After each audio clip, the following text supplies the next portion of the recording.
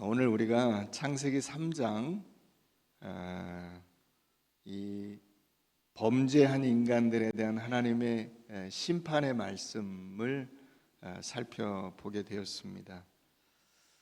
여기 이제 그 하나님으로부터 이 처벌을 받는 순서가 뱀, 여자, 남자 순으로 처벌을 받습니다. 이것은 하나님께서 경고하신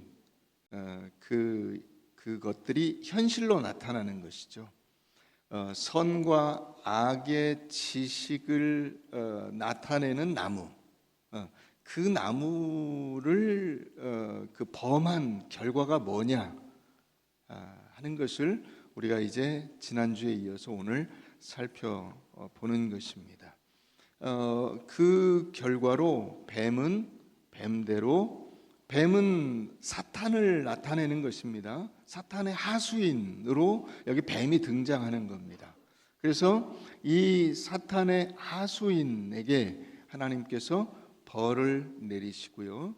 그 다음에 사탄에게도 벌을 내리시죠. 어떻게 해요? 여자의 후손이 내 머리를 찍어버릴 것이다. 그래서 깨뜨린다라는 거예요. 그래서 여기 뭐라고 되어 있냐면 내 머리를 상하게 할 것이요 이렇게 되어 있잖아요. 15절에 여자의 후손은 내 머리를 상하게 할 것이요가 뭐냐면 깨버린다는 뜻입니다.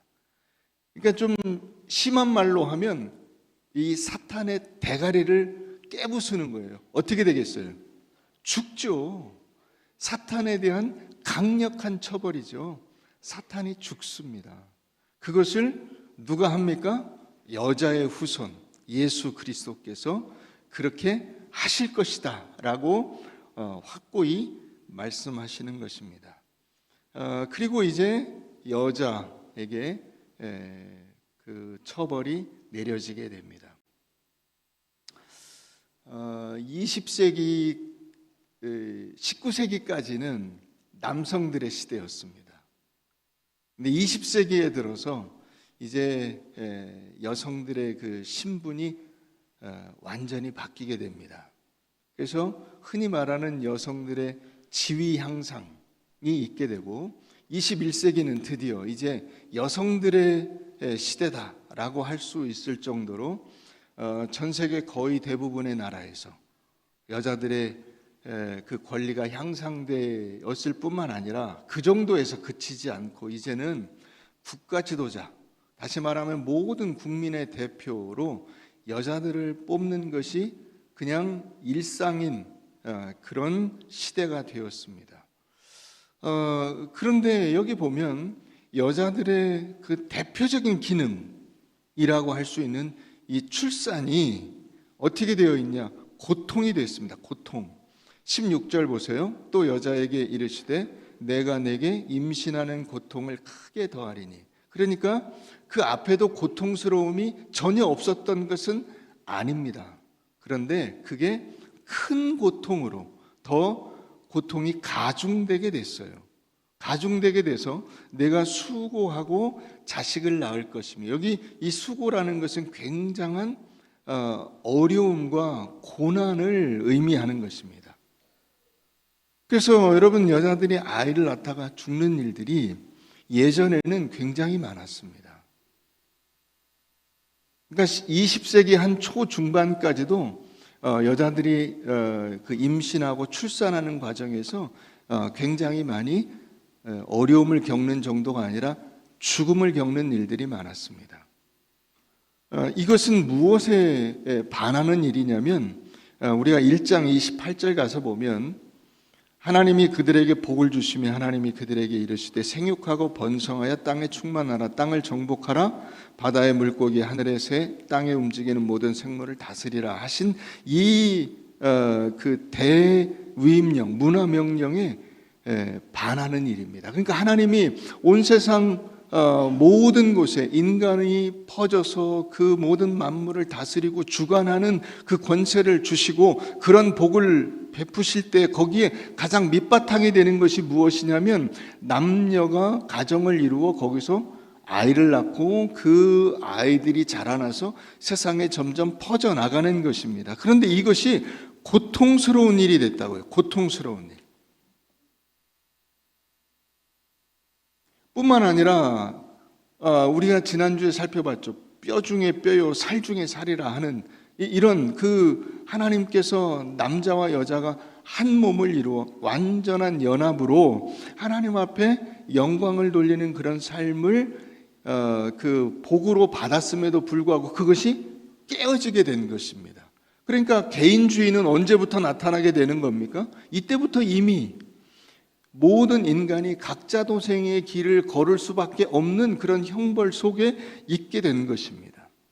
그래서 이제는 그 남편을 원하고 남편은 너를 다스릴 것이라. 이건 무슨 얘기냐?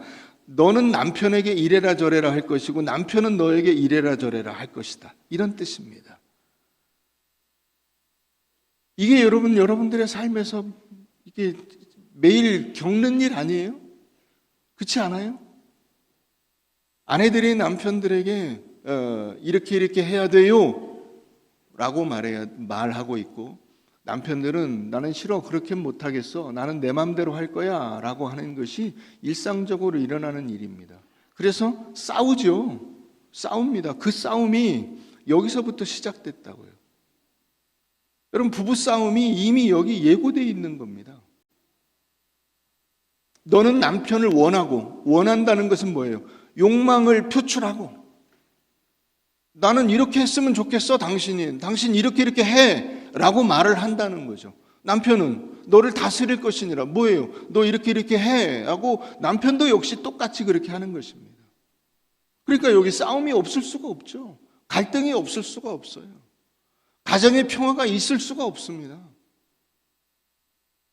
이게 여러분, 너는 내 뼈 중에 뼈요 살 중에 살이라, 이 완전한 연합을 이루게 하신 하나님이 남자 사람 여자 사람을 만들어서 그 둘로 완벽한 하나를 만들게 하시고 그 안에서 하나님의 뜻을 이루게 하신 놀라운 복이 팍 깨어진 것입니다. 팍.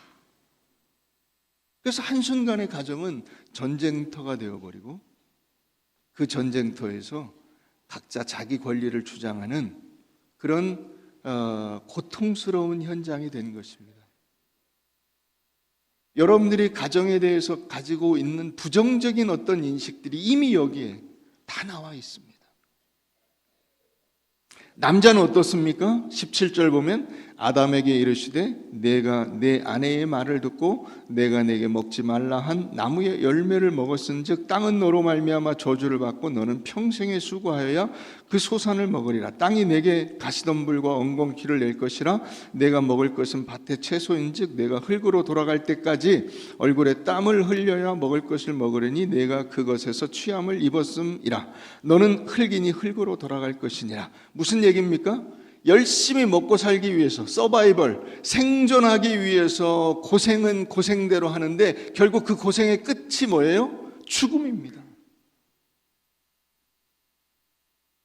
자식들 먹여 살리고 아내 먹여 살리고 집안을 일으키기 위해서 애를 쓴다. 애를 아무리 쓰고 해서 그것으로 내 인생이 활짝 열려지느냐? 아니라 이거죠. 흙이니 흙으로 돌아갈 것이 죽는다. 여러분, 이것처럼 허무한 일이 어디 있겠습니까? 최선을 다해서 달려갔는데 그 달려간 끝이 절벽이고 거기 떨어져 죽는 겁니다. 그게 인간이 겪을 수밖에 없는 하나님께서 예고하신 이 형벌입니다. 하나님과 분리되어서 내 마음대로 산 인생, 그 끝이 바로 이것입니다. 여자는 여자대로 자기가 살아야 될 인생이 고통스럽게 되고, 남자는 남자대로 자기가 열심히 산다고 하는 그 인생이 허무함으로 끝나게 되는 이 현실. 여러분, 그러니까 가정에서 부부싸움을 합니다.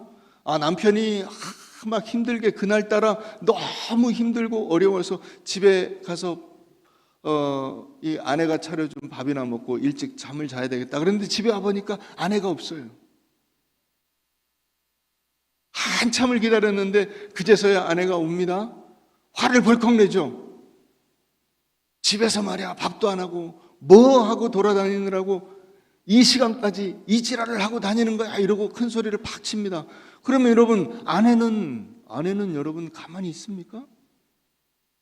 내가 누구 때문에 지금 이 고생을 하고 있는지 알아 하고 아내가 큰 소리를 칩니다. 이거 봐라. 그래서 둘이 개싸움을 하죠. 개싸움을 합니다. 이건 뭐 눈 뜨고 볼 수가 없습니다. 내가 누구 만나가지고 이 고생을 하는지 알아. 서로 그럽니다. 서로. 내가 너만 안 만났어도 내가 이렇게 살지는 않을 거야. 여러분 그게 남편 탓이 아니고 아내 탓이 아니라고요. 그 이미 여기 나와 있는 겁니다. 인간이 하나님으로부터 단절되어서 제 마음대로 산 결과입니다.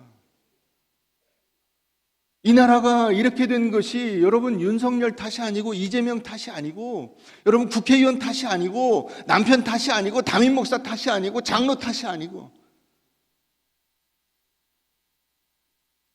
각자 자기 나름대로 열심히 산다고 산 결과가 그거예요. 결과가 최선을 다해서 자기 인생에 올인한 결과가 갈등이요, 반목이요, 공격이요, 절망이요, 고통이요, 아픔이요, 슬픔이요.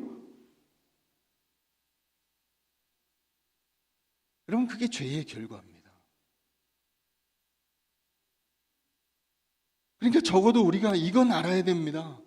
여러분들의 가정의 어려운 문제나 개인적인 어떤 난관이나 어려움들이 누구 때문은 아니라는 것입니다.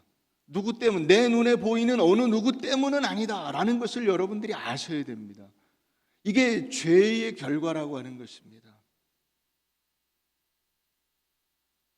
범죄한 인간의 비참함, 인간이 고갈되고 탕진되고 그래서 좌절하고 끝없는 진흙길을 걸어가는 것 같은, 여러분 옛날에 어릴 때 시골에서 자라나셨죠.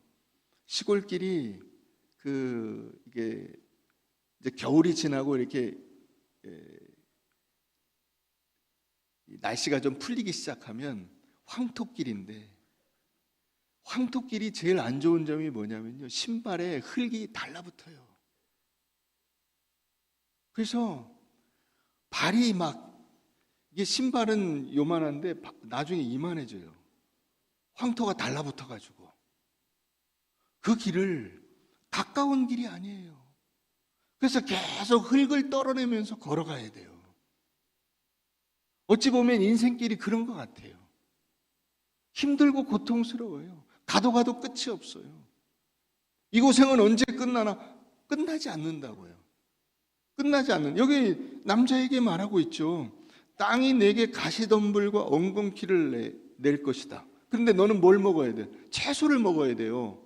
가시덤불과 엉겅퀴는 먹을 수가 없어요. 그래서 가시덤불과 엉겅퀴를 다 뽑아내고 채소를 어떻게 심어서 그걸 먹고 살았는데 그 끝이 뭐냐면 흙으로 돌아가는 거예요. 인간이 죽는 거라고. 이게 죄의 결과라는 것입니다.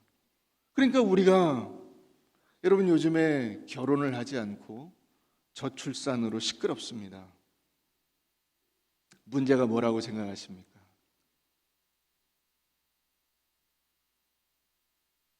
보통 흔히 되는 그 이유가 이겁니다. 결혼을 할 만해야 결혼을 하지. 살 집도 없고 먹고 살 방법도 없고 먹고 살기 급급한데 결혼을 어떻게 하냐. 나 먹고 살기도 힘든데 자식들을 어떻게 키우냐. 그렇게 이야기합니다. 아닙니다. 여기 보십시오. 출산이 결혼이 고통이 되었습니다. 이미 여기에 나와 있어요. 그러니까 누구 탓은 아니에요. 기성세대를 탓할 것도 없고요, 부모를 탓할 것도 없고, 시대를 탓할 것도 없고, 사회를 탓할 것이 없어요. 죄로 인해서 인간의 삶이 고통스러워졌어요. 근데 왜 이게 이제 불거진 거죠?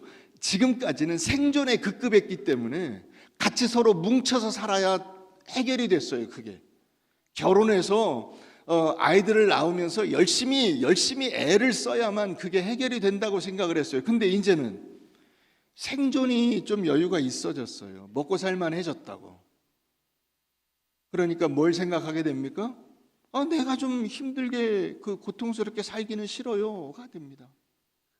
이제 드디어 본색이 나오는 거죠. 이 16절, 17절 말씀이 이제 우리에게 명확히 드러난 거예요.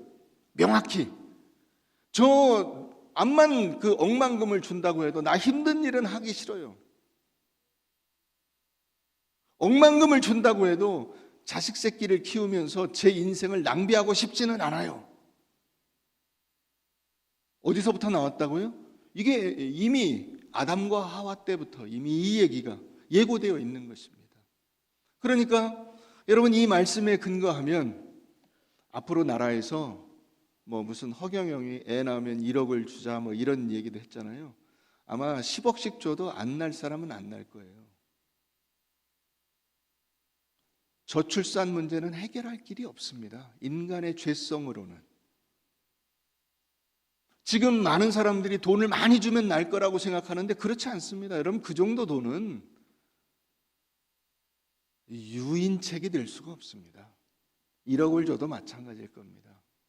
그럼 뭐라고 하겠습니까? 1억을 준다 그러면 뭐라고 하겠습니까? 애 키우는데 3억, 5억씩 든다는데 겨우 1억만 줍니까? 그걸로 어떻게 애를 키웁니까? 이럴 겁니다. 이 문제를 해결할 수 있는 길은 다른 데 있습니다. 다른 데. 어디로 가야 되냐? 우리 누가복음 2장을 가보겠습니다. 누가복음 2장.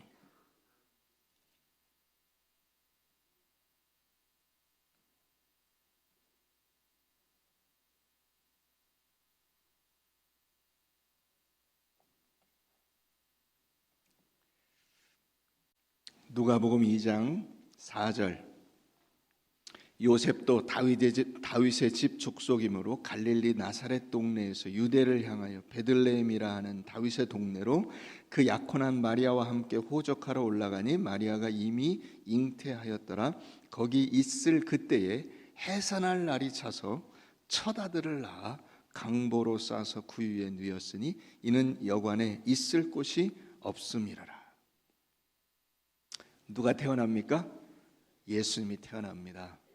여자의 후손, 성령으로 잉태되어 남자의 씨로 태어난 아이가 아닌 성령으로 태어난 여자의 후손, 여자의 아기가 태어납니다. 여러분, 이런 점에서 여자는 인류 역사의 주인공이 됩니다. 이런 점에서 하나님께서 이 여자의 후손으로, 여러분, 범죄한 여자에게 하나님께서 베푸신 은혜가 얼마나 크다는 것을 여러분들이 아셔야 됩니다. 옛날에 그런 선전이 있지 않았나요? 여자라서 행복해요. 예? 이거야말로 진짜 하나님이 주신 큰 복이죠.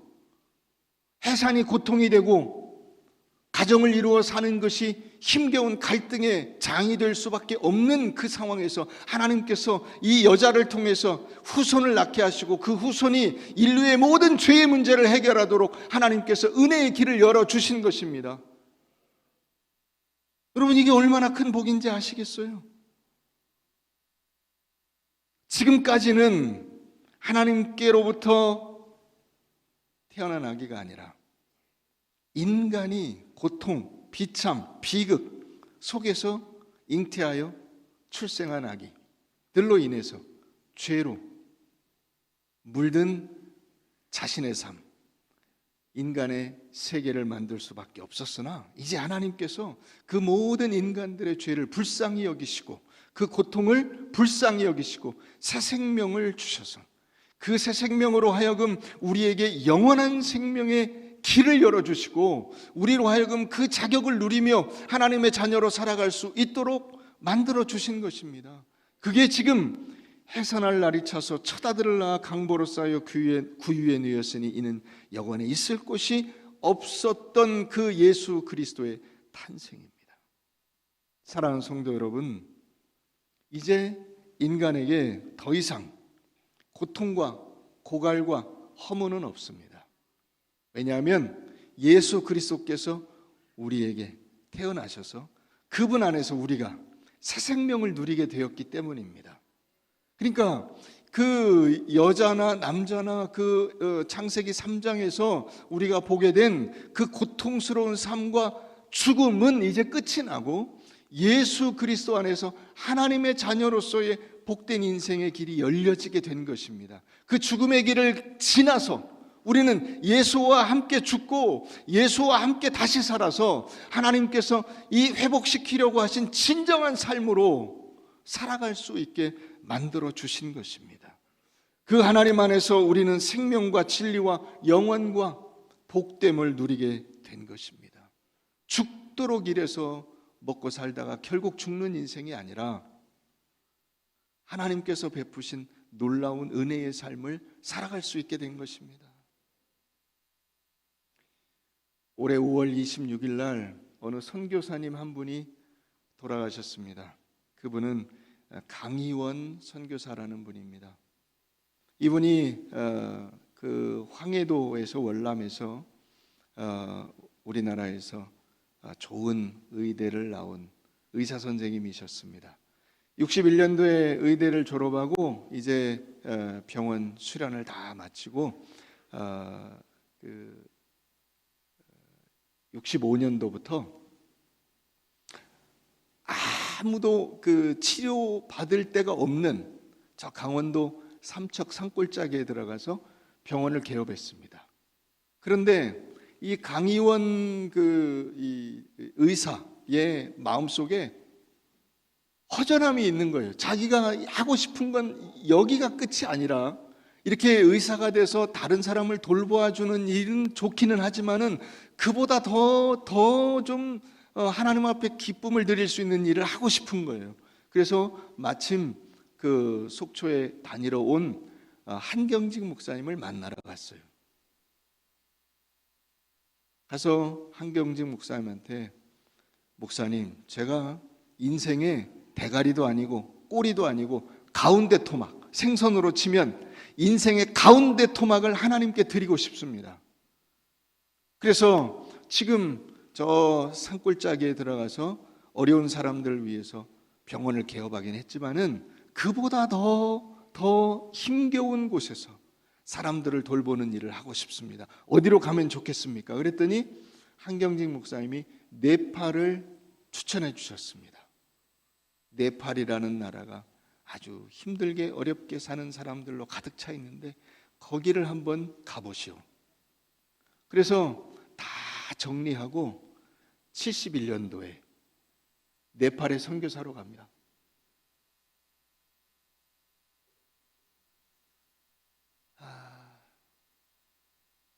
40년간 네팔, 방글라데시, 스리랑카 곳곳을 돌아다니면서 어려운 사람들을 돌보았습니다. 그 아내가 그 간호사 출신인데 여보, 우리도 그냥 평범하게 살면 안 돼? 그렇지만 그 아내를 설득해서 같이 데리고 그 네팔 선교, 방글라데시 선교, 스리랑카 선교, 의료 선교사로 자기가 가서 네팔의 한 도시에 자리 잡고 있으면서 주말이면 아주 시골 사람들이 없는 이 의사들을 만나볼 수가 없는 그런 데로 쫓아 들어가서 거기 죽어가는 사람들을 살리는 일을 40년간 했습니다. 82년도에 어느 날은 정말 다 죽어가는 환자가 왔습니다. 수술을 해야 되는데 피가 없습니다. 수혈을 해야 되잖아요.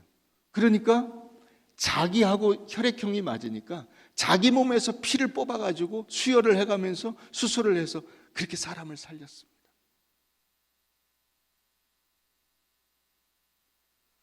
그가 살았던 그 인생이 히말라야의 슈바이처라는 영화로 만들어졌습니다. 2010년에 관심이 있으시면 여러분들 가서 유튜브나 넷플릭스 찾아서 한번 보십시오. 그가 남긴 말이 그것입니다. 나는 내 인생을 머리도 아니고 꼬리도 아니고 가운데 토막을 하나님께 드리고 싶었다. 종종 그런 얘기하는 분들이 있습니다. 목사님, 제가 나중에 시간 되면 충성하겠습니다. 여러분, 가운데 토막을 하나님 앞에 드리십시오. 예수는 아예 어릴 때부터 그의 전 인생을 하나님 앞에 드렸지 않습니까? 여러분들에게 무슨 해외 선교 어려운 데 가서 선교하라고 하지 않습니다. 여러분들의 인생, 여러분들이 살아있는 그곳에서, 여러분들의 가정에서 예수처럼 다른 사람들에게 빛이 되고 소금이 되는 일을 하십시오. 그렇게 사세요. 아내하고 남편하고 맨날 싸우고 이게 정말 이 교회에서 들을 수 없는 그런 험한 말들 쏟아내지 마시고 입 꽉 다물고 묵묵히 참고 아내를 위해서, 남편을 위해서 헌신하시고 부모를 위해서, 자녀를 위해서 헌신하시고 여러분들의 인생을 거기서, 직장에서, 여러분들이 모이는 그곳에서, 여러분 남의 얘기, 고가운 얘기 한마디 못 넘겨가지고 뚜껑이 열리고 다른 사람들에게 여러분들의 불평을 쏟아놓지 마시고 가운데 토막을 하나님 앞에 드리세요. 그게 여러분 예수의 인생입니다. 그게 모든 사람에게 여러분 참된 기쁨의 소식이 뭐라고 생각하십니까? 돈입니까? 명예입니까? 권세입니까? 아닙니다. 여러분 인간답게 살았다고 하는 그 평가는 돈으로 매겨지지 않습니다. 권세로 매겨지지 않습니다. 사람다움이 여러분 능력으로 나오지 않습니다. 예수께서 나에게 오셔서 그분이 나를 위해서 바치신 그 놀라운 생애와 그 모범을 우리가 따라갈 때 비로소 우리의 인생이 진정한 하나님을 닮은 인생이 되는 것입니다. 인간답게 원래의 창조 목적에 합당하게 여러분들을 회복시켜 주신 것입니다. 문제는 그 회복의 완성이 우리가 살아가는 이 세상 속에서 연습되어야 한다는 것입니다. 연습, 훈련이 되어야 돼요. 여러분 우리가 지금 그 온세대 예배를 여러 번 드리잖아요. 1년에 서너 번씩 예배를 드립니다. 분기에 한 번 이상씩은 이렇게 예배를 드리려고 애를 쓰고 있습니다. 왜 그렇죠? 가정 안에서 신앙이 든든히 세워져야 하기 때문입니다. 따로따로 놀아서는 안 됩니다. 아내로 따로, 남편으로 따로, 애들로 따로, 부모로 따로 놀아서는 안 됩니다. 같이 그 안에서 훈련이 돼야 되고 같이 하나님을 섬기는 그 공동체로 세워져야 하기 때문에 그렇습니다. 그런데 이제 여러 번 하니까 훈련이 되죠, 여러분. 아이들도 떠들지 않잖아요. 네. 그 잠옷실에도 아이들이 많이 들어가 있는데 저는 저 잠옷실에 있는 아이들이 다 밖으로 나왔으면 좋겠어요. 아이들은 훈련하기 나름입니다. 조그만 아이들도요, 안 떠듭니다. 예배 훈련이 되면 전혀 떠들지 않습니다. 칭얼대지 않습니다. 그러니까 그런 훈련들을 여러분 우리가 아이들을 훈련시키듯이 해야 됩니다. 같이 좋은 말을 하는 훈련을 하십시오. 좋은 말을 훈련. 여러분들의 인생 속에서 여러분들이 만나게 된 그 가족들이 여러분 얼마나 귀중한 존재들입니까? 그 사람들한테 아무 말이나 막 하고 싶습니까? 잘해주고 싶으시죠? 좋은 마음을 가지고 싶으시죠? 그걸 평상시에 하는 훈련을 해야 됩니다. 그러면 나중에 막 하는 것이 어색하게 돼서 자기 스스로도 놀라게 돼요. 안 하게 됩니다, 이제. 그런 말을 안 하게 되고 그런 행동을 안 하게 되고 서로 잘해주게 됩니다. 그렇게 만들어 가야죠. 그렇게. 하나님이 그것을 우리에게 요청하시는 겁니다. 너희 열심히 살아라. 최선을 다해 살아라. 그리고 다른 사람들에게 잘해줘라. 잘해줘라. 필요하다면 너희 생명도 내줘라. 그게 예수께서 살아가신 인생입니다. 그게 우리가 살아야 될 인생입니다. 그게 성탄의 기쁨과 은혜입니다. 여러분들 모두에게 이런 은혜가 넘치시기를 주의 이름으로 축원합니다.